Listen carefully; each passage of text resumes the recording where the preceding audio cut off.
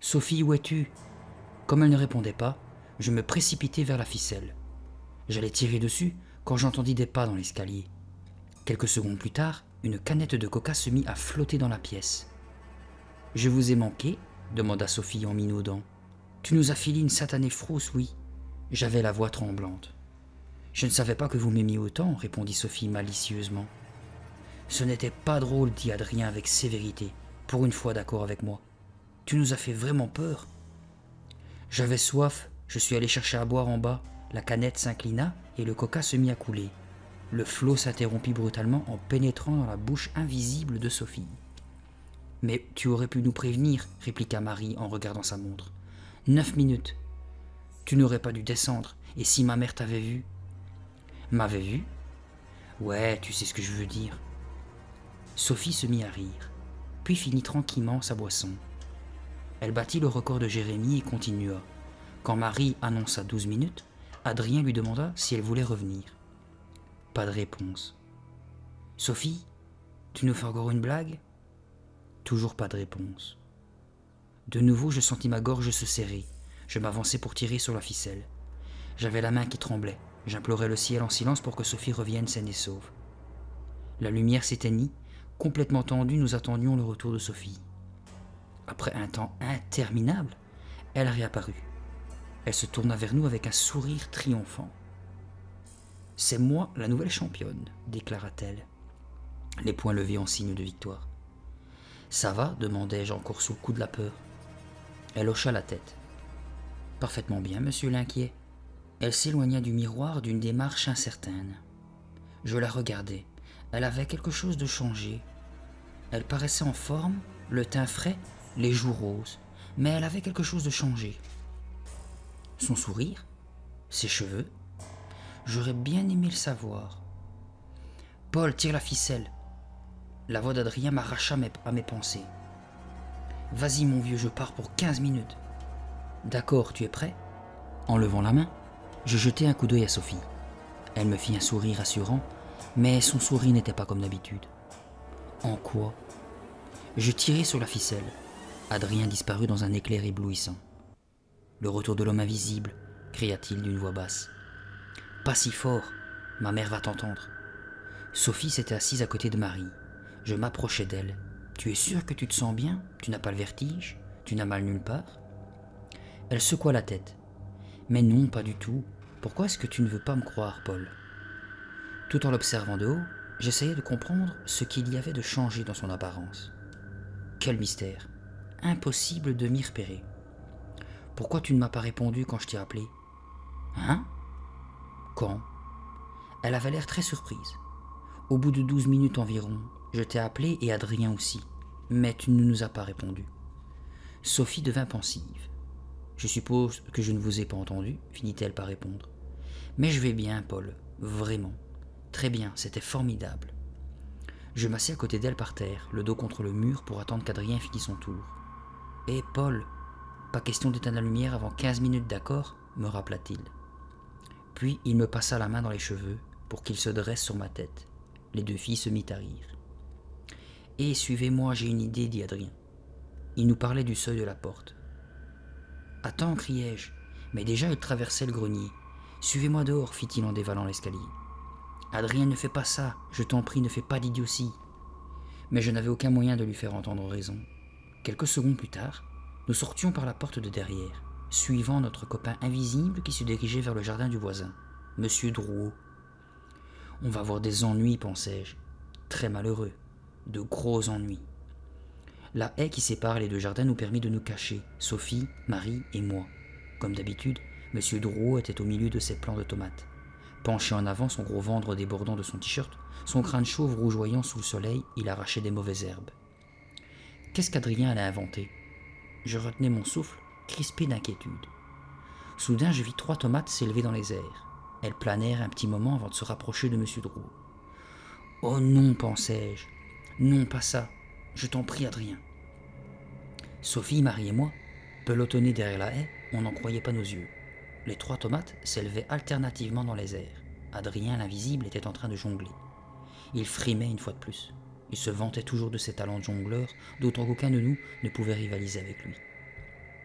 Monsieur Drouot ne remarqua pas tout de suite les tomates en folie, mais quand il finit par les repérer, ses yeux jaillirent de leur orbite et il devint aussi rouge qu'elle. « Oh !» s'écria-t-il. Il laissa échapper cette mauvaise herbe et resta là, bouche bée, à contempler ses tomates en plein vol. Adrien se mit à jongler de plus en plus haut. Sophie et Marie pouffaient en silence. Moi, je voulais seulement qu'elle remonte dans le grenier. « Simone, Simone, Simone, viens ici, il faut que tu vois ça. Simone !» hurla le voisin. Quelques secondes plus tard, Madame Drouot sortit en courant, l'air effrayé. « Raymond, qu'est-ce qui se passe? Qu'est-ce qui se passe donc ?»« Viens voir, des tomates qui volent !» cria Monsieur Drouot en lui faisant des signes frénétiques pour qu'elle se dépêche. Adrien laissa les tomates retomber par terre. « Où ça ?» demanda Madame Drouot hors d'haleine. « Là, regarde !»« Je ne vois pas de tomates, répondit-elle en s'arrêtant devant son mari. « Mais si, elles volent, elles... »« Ces tomates-là ?» demanda Madame Drouot en montrant celles qui étaient par terre. « Oui, elles tournaient et... » L'air terriblement gêné, notre voisin se gratta la nuque. « Raymond, tu es resté combien de temps au soleil? Pourquoi est-ce que tu ne mets pas de chapeau ?»« Je rentre dans quelques minutes, répondit doucement Monsieur Drouot, sans quitter ses tomates des yeux. Dès que sa femme eut le dos tourné, les 3 tomates redécollèrent du sol. « Simone, regarde !» cria Monsieur Drouot, très agité. « Regarde, vite, ça recommence !» Adrien laissa les tomates retomber. Madame Drouot se retourna, il n'y avait rien à voir. « Raymond, tu ferais mieux de rentrer tout de suite. » Elle revint sur ses pas, prit son mari par le bras et le tira vers la maison sans qu'il songe à résister. Le pauvre homme avait l'air complètement ahuri. Les yeux rivés sur ses tomates, il se grattait furieusement la nuque, tandis que sa femme l'entraînait. « Eh, c'était génial, non ?» cria Adrien, juste devant moi. Marie et Sophie s'esclaffèrent. Je dus avouer que c'était plutôt drôle. Après avoir bien rigolé, notre petit groupe retourna au grenier. Bien à l'abri dans la petite pièce, nous continuions à rire du bon coup d'Adrien. Il se vantait même d'être le premier jongleur invisible du monde. Puis, au bout de 12 minutes, brusquement, Adrien cessa de nous parler. Tout comme Sophie. Et malgré nos appels incessants, il ne répondit pas. « Je vais le faire revenir, décidai-je, de nouveau en proie à la peur. Je me précipitai vers la ficelle. « Attends, dit Sophie en me retenant. « Pourquoi ? Il nous a demandé d'attendre 15 minutes, tu te souviens ? Mais Sophie, il a complètement disparu. Moi, je trouve qu'il faut le faire revenir, dit Marie. Accorde-lui ces 15 minutes, répéta Sophie. Non, et je tirai sur la ficelle. La lumière s'éteignit. Quelques minutes plus tard, Adrien réapparut en souriant. Combien de temps ? Demanda-t-il à Marie. 13 minutes 20 secondes. Son sourire s'élargit. Le nouveau champion. Tu te sens bien ? Tu ne nous répondais plus, m'inquiétai-je en observant son visage. Je vais très bien. Je ne vous ai pas entendu, mais je vais très bien. Adrien aussi me paraissait changé. Il avait quelque chose de différent. Mais quoi ? T'as un problème, Paul ? Pourquoi est-ce que tu me regardes comme si j'étais un extraterrestre ? Tes cheveux, ils étaient comme ça avant ? Hein ? De quoi tu me parles ? Tu dérailles ou quoi ? Est-ce que tes cheveux étaient comme ça avant ? Répétai-je, presque rasés à droite et longs à gauche. C'était pas plutôt le contraire ? Et Paul, ça va pas la tête ? Répondit-il en souriant aux 2 filles. Mes cheveux sont exactement comme d'habitude. Tu as dû regarder trop longtemps dans ce miroir. J'aurais pu jurer qu'avant, ses cheveux étaient courts à gauche et longs à droite. Mais je supposais qu'Adrien connaissait mieux que moi sa propre coiffure. Alors tu y vas ? Me demanda Sophie en sautant derrière moi. Ouais, t'es prêt à battre mon record ? Je secouai la tête. J'étais sincère. Non, ça ne me dit rien du tout. On n'a qu'à déclarer Adrien vainqueur. J'ai envie de sortir d'ici. Pas question, s'exclamèrent en chœur Adrien et Sophie. Il faut que tu essayes, insista Adrien. Ne te dégonfle pas, Paul. Tu peux battre Adrien. Je sais que tu en es capable, déclara Sophie. À eux 2, ils me poussèrent devant le miroir. J'essayais de résister, mais ils m'y maintenaient de force. Non, vraiment, c'est Adrien qui a gagné et moi je... Vas-y, Paul, je mise sur toi, cria Sophie. Allez, vas-y, répéta Adrien en me tenant fermement l'épaule. Non, je vous en prie, je... Mais Adrien attrapa la ficelle de sa main libre et tira. Je fixai le miroir pendant quelques instants, attendant que l'éblouissement s'apaise. C'était toujours un tel choc, ce premier moment quand on n'avait plus de reflets, quand on regardait l'endroit où on se trouvait et qu'on comprenait qu'on regardait à travers soi-même. « Comment te sens-tu, Paul ? Comment te sens-tu » Sophie m'imitait. « Qu'est-ce qui te prend ? m'étonnai-je de la trouver aussi sarcastique. Je me montre juste aussi inquiète que toi, répliqua-t-elle en souriant. Il y avait quelque chose d'anormal dans son sourire, quelque chose de bancal. Tu crois que tu vas réussir à me battre demanda Adrien. Je ne sais pas, peut-être. Adrien s'approcha du miroir pour examiner son reflet. En le regardant, j'avais un sentiment étrange que je ne parvenais pas à m'expliquer. Je n'avais jamais vu Adrien camper dans cette position en train de s'admirer. Il y avait quelque chose de changé, j'en étais sûr, mais impossible de savoir quoi. J'étais simplement trop nerveux. Quand on est angoissé, on ne regarde plus les gens de la même façon. Peut-être que j'étais en train de me raconter des histoires. 2 minutes, annonça Marie. Tu ne vas pas bouger un peu demanda Sophie, les yeux fixés sur le miroir. Non, il n'y a rien que j'ai envie de faire. Je vais attendre que le temps passe, c'est tout. Tu veux renoncer s'exclama Adrien en souriant vers l'endroit où il pensait que j'étais. Je secouai la tête, puis je me souvins que personne ne pouvait me voir. Non, j'ai l'intention de tenir la distance. Maintenant que j'y suis, autant te battre à plate couture. Il rit d'un air méprisant. Je parie que tu ne tiendrais pas plus de 13 minutes 20. Ah ouais ? Sa remarque m'avait piqué au vif. Eh bien, je reste là tant que je n'ai pas gagné. Et c'est ce que je fis. Debout, appuyé contre le cadre du miroir, j'attendis que Marie égrène les minutes. Tout se passa bien jusqu'à 11 minutes. Là, brusquement, la lumière me fit très mal. Je fermai les yeux, mais ça ne changea rien. La lumière devenait de plus en plus violente. Elle s'enroulait autour de moi, m'enveloppait, m'écrasait. Je commençais à me sentir tout léger, plein de vertige, comme si j'allais décoller, alors que je savais parfaitement que je n'avais pas bougé d'un pouce. « Eh les gars, je crois que j'en ai assez. » Ma voix était faible et lointaine, même pour moi. La lumière tourbillonnait autour de moi. Je me sentais devenir de plus en plus léger et je finis par avoir du mal à garder les pieds sur terre. Encore une fois, mon corps refusait d'obéir à mes ordres. Mes bras et mes jambes semblaient ne plus m'appartenir et de nouveau j'eus cette étrange impression de flotter. Brusquement, je fus saisi de panique. Une panique totale. Quelque chose m'entraînait à l'intérieur du miroir. Je poussai un cri suraigu. « Adrien, fais-moi revenir !» « D'accord, Paul, pas de problème. » Adrien me paraissait à des kilomètres de là. Je m'efforçais de le distinguer à travers l'éblouissante lumière jaune. Une silhouette sombre derrière un rempart de lumière, une silhouette sombre qui s'approchait du miroir. « Je te fais revenir, Paul. Tiens bon. » La lumière s'intensifia encore. Ça faisait tellement mal, même les yeux fermés. « Adrien, dépêche-toi, hurlai-je. » J'ouvris les yeux, son ombre pâle s'approchait de la ficelle. « Tire, bon sang, tire !» Je savais que dans une seconde, la lumière s'éteindrait et je serais sauvé. Une seconde. « Tire sur la ficelle ! Tire, Adrien, tire !» C'est alors que j'entendis une autre voix dans la pièce. Une voix nouvelle. Une voix étonnée. « Eh bien, qu'est-ce qui se passe ici ? Qu'est-ce que vous fabriquez, les enfants ?» Je vis l'ombre d'Adrien s'éloigner de la ficelle sans y toucher. Ma mère venait d'entrer dans la pièce. « Je vous en prie, tirez sur la ficelle !» Personne ne parut m'entendre. « Oh, on s'amuse, c'est tout, » répondit Adrien à ma mère. « Mais où est Paul ?» demanda-t-elle. « Comment avez-vous découvert cette petite pièce ? Qu'est-ce que vous faites tous, là ?» Sa voix paraissait venir de très loin, comme si elle était sous l'eau. Toute la pièce commença à vibrer en oscillant dans la lumière intense. J'essayais de m'agripper au cadre, luttant pour ne pas me laisser emporter. « Vous m'entendez ? S'il vous plaît, quelqu'un !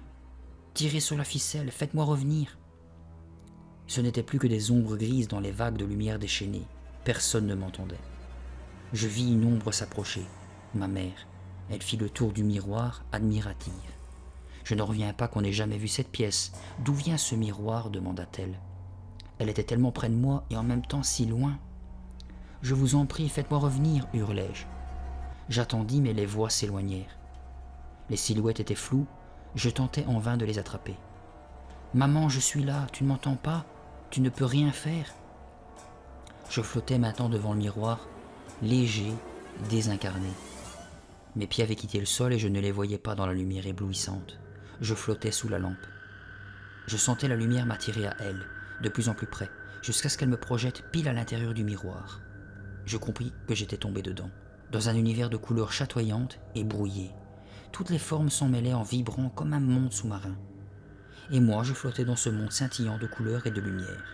Je m'éloignais silencieusement de mes amis, de ma mère, de ce petit grenier, jusqu'au centre du miroir, jusqu'au centre d'un tourbillon de lumière et de couleurs, d'un raz-de-marée brutal. Au secours, faites-moi revenir! Faites-moi revenir! M'enfonçant toujours davantage, je n'entendais presque plus ma propre voix. Tandis que je continuais ce voyage infernal, les couleurs s'effacèrent peu à peu. Je me retrouvais plongé dans un monde blanc, immaculé, pas une ombre aussi loin que mon regard pouvait porter. Il faisait froid, un froid mortel. Je n'essayais même plus d'appeler. Je regardais droit devant moi, trop terrifié, trop abasourdi par cet univers glacé dans lequel j'avais pénétré. « Salut, Paul !» dit une voix familière. « Oh !» Je n'étais plus seul. Un cri de terreur s'échappa de mes lèvres. J'essayais de former des mots, mais j'avais le cerveau paralysé. La silhouette s'approchait rapidement, silencieusement, dans le monde blanc et froid du miroir. Il me souriait d'un sourire étrange et familier. « Toi ?» Il s'arrêta à quelques centimètres de moi. Je le regardais sans y croire. C'était moi que j'étais en train de contempler. Moi, en train de me sourire à moi. D'un sourire froid comme la glace qui nous cernait. « N'aie pas peur, dit-il.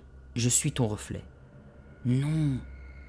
Ses yeux, mes yeux, m'examinaient avidement, comme un chien en train de regarder un os bien juteux. Ma peur le fit sourire encore plus largement. « Je t'attendais, » ricana mon reflet, les yeux rivés aux miens. « Non. » Je fis demi-tour. Je savais qu'il fallait que je m'enfuie. Je me mis à courir. Mais je m'arrêtai en voyant les visages devant moi.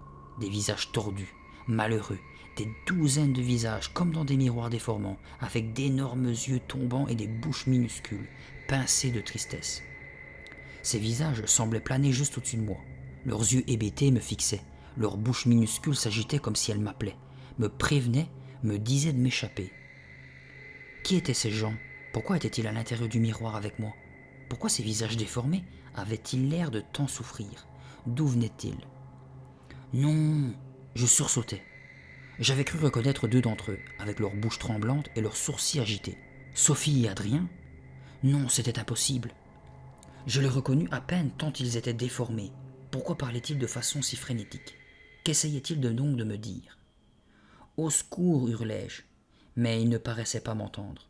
Les visages continuaient de flotter et de plonger autour de moi. Aidez-moi, je vous en prie. Et puis je sentis qu'on m'obligeait à me détourner. Mon reflet m'avait pris par les épaules. Sa voix calme résonnait dans l'espace clair. Tu ne partiras pas. Je me débattis pour me dégager, mais il me tenait solidement. C'est moi qui pars, reprit-il. J'attends depuis tellement longtemps. Depuis que tu as allumé la lumière. Et maintenant je vais sortir d'ici et rejoindre les autres. Les autres ? Bien sûr, tes amis n'ont guère résisté. Ils se sont laissés aller. L'échange a été simple. Et maintenant, toi et moi, on va faire aussi un échange. Non ! Mon hurlement se répercuta sur des kilomètres de blancheur glacée. De quoi as-tu peur ? Demanda-t-il en approchant ses yeux des miens, sans lâcher mes épaules. Tu crains tellement ton autre visage, Paul ? Il me fixait intensément. C'est ce que je suis, tu sais. Je suis ton reflet, ton autre côté, ton côté froid. C'est pareil pour tes amis. Ils sont là, prisonniers du miroir, tandis que leur reflet... Sa voix se perdit. Il n'avait pas besoin de finir sa phrase. J'avais compris ce qu'il voulait dire. Maintenant tout s'éclairait à propos de Sophie et d'Adrien. Pourquoi ils me paraissaient différents ? Ils étaient à l'envers. C'était leur propre reflet qui était revenu. Et je comprenais pourquoi ils m'avaient poussé dans le miroir, pourquoi ils m'avaient forcé à disparaître, moi aussi. Si je n'agissais pas, mon reflet allait prendre ma place. C'est lui qui débarquerait dans le grenier, et moi je serais pour toujours prisonnier du miroir en compagnie de ces visages sinistres. Que pouvais-je faire ? Sans le quitter des yeux, je décidai de poser des questions pour essayer de gagner du temps. À qui appartient ce miroir ? Qui l'a construit ? Il haussa les épaules. Comment le saurais-je ? Je ne suis que ton reflet, rappelle-toi. Mais comment ? C'est le moment, déclara-t-il avec autorité. N'essaie pas de me coincer avec tes questions idiotes. On fait l'échange. Il est temps que toi, tu deviennes mon reflet. Je me dégageai d'une secousse et je me mis à courir. Les visages tristes et déformés rôdaient devant moi. Je fermais les yeux à moitié, m'obligeant à ne plus les regarder. Je ne pouvais pas réfléchir, je ne pouvais pas respirer. Je ne sentais plus mes jambes. La lumière était tellement intense que j'étais incapable de savoir si j'avançais ou pas. Il n'y avait pas de sol sous mes pieds. Il n'y avait ni mur ni plafond. Aucun souffle d'air ne venait caresser mon visage pendant que je courais. Mais ma peur m'empêchait de m'arrêter. J'avançais dans cette lumière glacée et vacillante. L'autre était sur mes talons. Je ne l'entendais pas. Il n'avait pas d'ombre, mais je savais qu'il était juste derrière moi. Et je savais aussi que si je me laissais prendre, je serais perdu. Perdu dans ce monde de blancheur, incapable de voir, d'entendre, de toucher, perdu à jamais dans le miroir glacé. Je croisais un autre visage silencieux et oscillant. Je continuai à courir, jusqu'à ce que les couleurs reviennent, jusqu'à ce que la lumière s'adoucisse et que des formes surgissent. Et puis je vis des ombres qui bougeaient devant moi. « Arrête-toi, Paul, tout de suite !» cria la voix de mon reflet juste derrière moi. À présent, c'était lui qui semblait inquiet. Alors, je continuai à courir vers les couleurs et les formes. Brusquement, Adrien éteignit la lumière. Je jaillis hors du miroir dans la pièce minuscule au milieu d'une explosion de bruit, de couleurs, de surfaces dures et anguleuses. Le monde réel. Je me redressais, hors d'haleine. J'étais si content de retrouver notre bonne vieille terre que je donnais un bon coup de pied pour le plaisir de sentir mes jambes. Je regardais mes amis. Ma mère n'était plus là, elle avait dû redescendre dans la cuisine. « Tu as fait l'échange ?» me demanda Adrien, les yeux brillants d'excitation. « Es-tu des nôtres ?» interrogea Sophie en même temps. « Non, » répondit une voix, la mienne, venant du miroir. À l'intérieur, mon reflet, rouge de colère, nous dévisageait, les mains appuyées contre la glace. « Il s'est échappé, on n'a pas fait l'échange !» cria-t-il à mes amis. « Je ne comprends pas !» s'exclama Marie. « Qu'est-ce qui se passe, les gars ?» Adrien et Sophie ne prêtèrent pas attention à cette interruption. D'un geste rapide, ils m'attrapèrent chacun par un bras et m'obligèrent à faire demi-tour sans ménagement. « L'échange ne s'est pas fait !» répéta mon reflet à l'intérieur du miroir. « Ça va s'arranger !» répliqua Sophie. Adrien et elle me plantèrent de force devant la glace. « Tu y retournes, Paul !» dit Adrien fermement. Il attrapa la ficelle de la lampe et tira. La lumière s'alluma. Je redevins invisible. Mon reflet restait dans le miroir, les paumes appuyées contre la glace, continuait à me narguer. « Je t'attends, Paul. Tu vas bientôt me rejoindre. »« Non, criai-je. Je m'en vais, je descends. »« Sûrement pas, répondit mon reflet en secouant la tête. Adrien et Sophie ne te laisseront pas t'enfuir. Mais ne sois pas aussi effrayé, Paul. Ça ne fait pas du tout mal. Pas du tout. » Il me sourit. C'était mon sourire, mais glacé et cruel. « Je ne comprends rien à ce qui se passe. Est-ce que vous allez enfin m'expliquer ?» protestait Marie. « Tu verras bien, » répliqua Sophie avec douceur. Pétrifié de terreur, je me demandais quoi faire. Adrien et Sophie me tenaient trop fermement, je ne pouvais rien tenter. « Encore quelques minutes et ce sera la liberté, » dit calmement mon reflet, savourant déjà sa victoire. « Marie, va chercher de l'aide !» En entendant ma voix, elle parut désorientée. « Hein ? Va chercher de l'aide, descends, vite !» Mais je ne comprends pas. Elle hésitait. Brusquement, la porte s'ouvrit. Jérémie était sur le seuil. En jetant un coup d'œil dans la pièce, il vit mon reflet et dut penser que c'était moi. « Attrape !» cria-t-il en lançant sa balle. Elle heurta le miroir en plein centre. Le visage de mon frère s'allongea de surprise. Puis, il y eut un craquement et le miroir se brisa en 1000 morceaux. Mon reflet n'eut pas le temps de réagir. Les fragments de verre tombèrent par terre. « Non !» crièrent les reflets d'Adrien et Sophie. Je redevins visible au moment même où il décollait du sol. Il fut attiré vers le miroir sans cesser de hurler, entraîné comme par un aspirateur géant. Les deux reflets se brisèrent à leur tour en 1000 morceaux dans les débris de la glace. « Nom d'un chien !» jura Jérémie, cramponné à la porte, luttant de toutes ses forces pour ne pas se faire entraîner lui aussi. Et c'est alors qu'Adrien et Sophie apparurent à genoux, bouleversés, fixant les morceaux de miroir qui jonchaient le sol autour d'eux. « Vous êtes revenus ? C'est vraiment vous ?» J'étais fou de joie. « Ouais, c'est bien moi, » dit Adrien en se relevant tant bien que mal sur ses jambes flageolantes, avant de se tourner vers Sophie pour l'aider. Le miroir était brisé, les reflets s'étaient désintégrés, Adrien et Sophie examinaient la pièce encore mal remis de leur émotion, tandis que Marie me dévisageait sans rien comprendre. Jérémie, lui, restait sur le seuil de la porte en hochant la tête. « Paul, » déclara-t-il, « t'aurais bien pu attraper cette balle, c'était facile ce coup-ci. » Adrien et Sophie étaient de retour, et ils allaient bien. J'expliquai à Jérémie et Marie, du mieux que je le pouvais, ce qui s'était passé. Marie, toute tremblante, rentra chez elle, il fallait qu'elle garde sa petite sœur. Sophie et Adrien, les vrais, m'aidèrent à balayer les bouts de verre cassés, puis je refermai la porte de la petite pièce.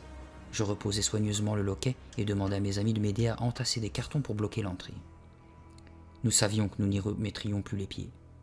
Je leur fis jurer de ne jamais raconter à personne ni comment devenir invisible, ni le miroir, ni ce qui s'était passé dans cette petite pièce. Puis Adrien et Sophie repartirent chez eux. Peu après, je descendis dans le jardin avec Jérémie. C'était tellement effrayant, lui expliquai-je, tu ne peux pas t'imaginer. J'en frissonnais encore. À t'entendre, ça devait être terrible, répondit-il d'un air absent, sans cesser de jouer avec sa balle. Au moins maintenant tout est arrangé. On se fait une petite partie ? Non, je ne me sentais pas d'humeur à m'amuser, mais finalement j'acceptais pour me changer les idées. Jérémie me lança la balle. On se fit quelques très bonnes passes, pendant environ 5 minutes, jusqu'à ce que je m'arrête, pétrifié. Est-ce que mes yeux me jouaient des tours ? Regarde-moi ce coup d'envoi, dit Jérémie en me lançant la balle de toutes ses forces. Non, non, non. Je restais bouche bée tandis qu'elle me frôlait au passage. Je n'essayais même pas de l'attraper. J'étais incapable de bouger. Je ne pouvais que regarder, glacé d'horreur, mon frère le gaucher lancer la balle de la main droite. Ainsi s'achève le livre Prisonnier du miroir. Alors comme je vous l'avais dit au début de la lecture, je savais bien qu'il avait l'air plutôt cool celui-là. J'espère que vous l'avez apprécié aussi, j'espère que vous avez apprécié les vidéos et la lecture. N'hésitez pas à me dire dans l'espace des commentaires ce que vous avez pensé de l'histoire, comment vous auriez voulu qu'elle finisse. Moi personnellement, si je devais pas mettre, je veux dire pas une critique, c'est le caractère du petit frère Jérémie qui arrête pas de faire des blagues débiles et qui n'obéit jamais. Je crois que je suis fils unique, donc je crois que j'aurais eu un petit frère comme ça. Je crois que quand je lisais le livre, je bouillonnais de l'intérieur. Je vous avoue que je lui aurais bien mis 2-3 claques pour qu'il arrête de faire ses bêtises. Mais sinon, à part ça, j'ai bien aimé cette histoire, Prisonnier du miroir. Alors pour la prochaine lecture, le numéro 5, ça sera Méfiez-vous des abeilles. Donc j'espère que parmi vous, vous n'avez pas trop peur des abeilles. Enfin, moi tant que c'est pas des araignées, ça me va. Voilà, donc maintenant je vais vous laisser tranquille, je vais vous laisser vous reposer tranquillement. J'espère que la vidéo vous a plu. Si c'est le cas, n'hésitez pas à faire comme d'habitude. Mettez un petit commentaire qui fait plaisir, un pouce bleu. N'hésitez pas à partager la chaîne pour qu'elle grandisse petit à petit, ça me ferait extrêmement plaisir. Et si jamais vous n'êtes pas encore abonné, n'hésitez pas à le faire, ça aussi ça me ferait plaisir. Donc voilà, on se retrouve pour la prochaine fois avec la lecture des dangereuses abeilles. Bonne nuit à tous.